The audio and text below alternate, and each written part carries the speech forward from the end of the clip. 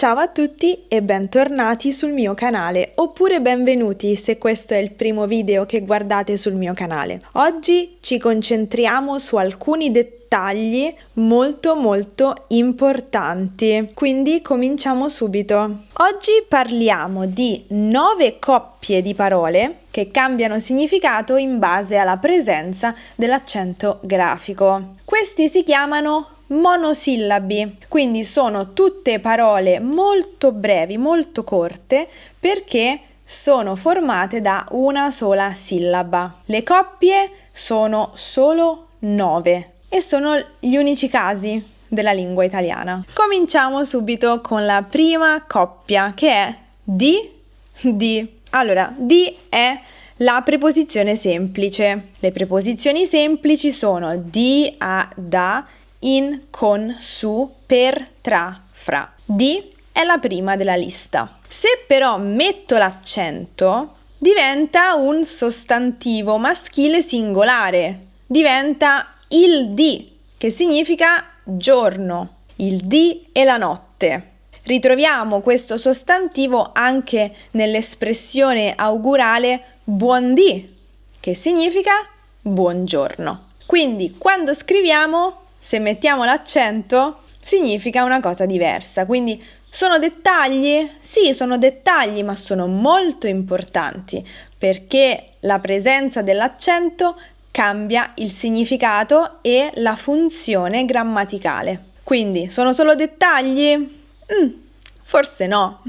Passiamo alla coppia successiva. Da. Anche questa è una preposizione semplice. Se però metto l'accento grafico, diventa il verbo dare. Lui, lei, dà, alla terza persona singolare. Quindi anche qui bisogna fare attenzione quando si scrive. La terza coppia è quella del si. Senza accento è il pronome riflessivo di terza persona singolare e anche plurale.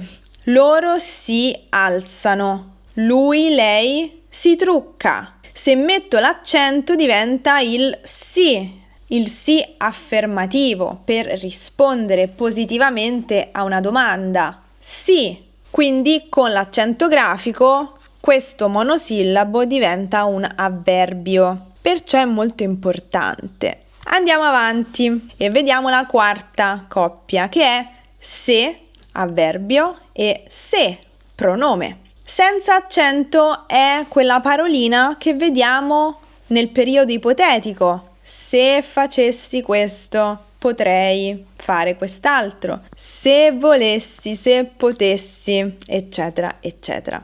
Invece con l'accento grafico diventa quel pronome che possiamo dire riflessivo. Spesso lo vediamo parte della formula se stessi, quindi credere in se stessi, ed è di terza persona singolare o plurale oppure della forma impersonale. Per esempio, Maria crede in se stessa, Maria crede in sé. Quando nella formula abbiamo anche la parola stesso o stessa, è possibile non mettere l'accento perché ovviamente la parola stesso ci aiuta a capire che si tratta della formula riflessiva. Però se diciamo solamente Maria crede in sé, allora lì è necessario l'accento. Andiamo avanti e vediamo la coppia successiva, che è né pronome né avverbio. Senza l'accento grafico è il famigerato né, che spesso si studia insieme a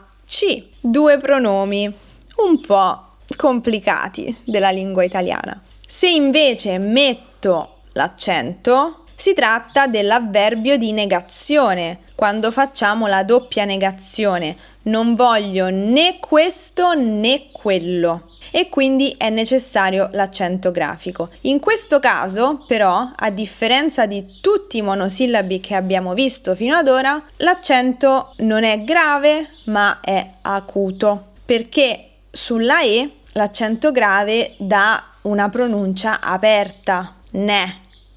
Invece qui noi vogliamo dire ne chiusa, ne come perché chiusa.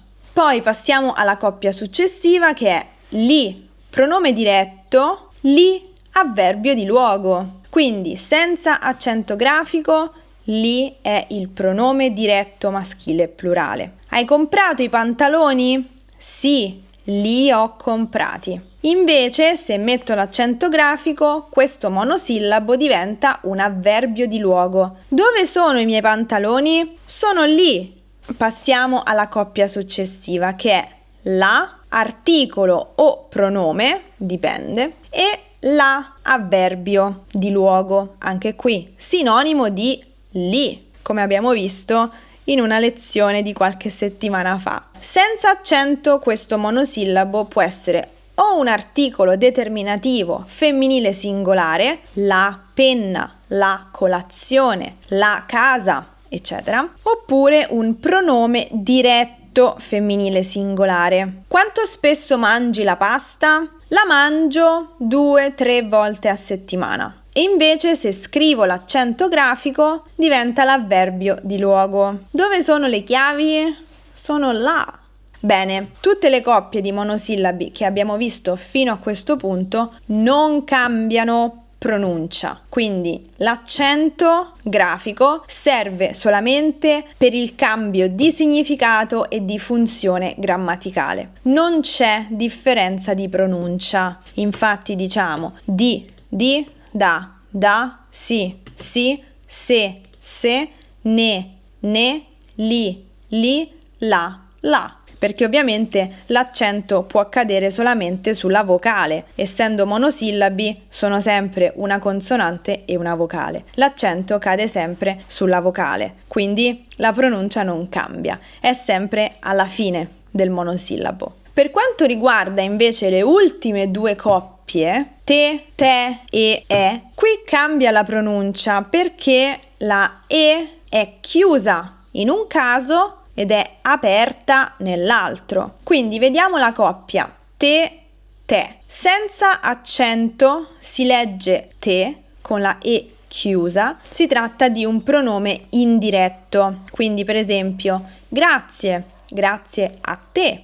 A me piacciono le olive e a te è la forma tonica del pronome indiretto ti. Benissimo. Se invece metto l'accento, che in questo caso è grave, dobbiamo aprire il suono della e, che diventa e. Quindi con l'accento grafico grave, questo monosillabo diventa te, il tè, quello che si beve. Quindi è un sostantivo maschile singolare. Mi piace molto bere il tè. Passiamo ora all'ultima coppia di monosillabi, che è quella formata dalla congiunzione e, suono chiuso, e il verbo terza persona singolare è il verbo essere, quindi lui, lei, è. È molto importante questa differenziazione con l'accento e con la pronuncia in questo caso, perché parliamo di due funzioni grammaticali completamente diverse. Nel primo caso abbiamo una congiunzione, Marco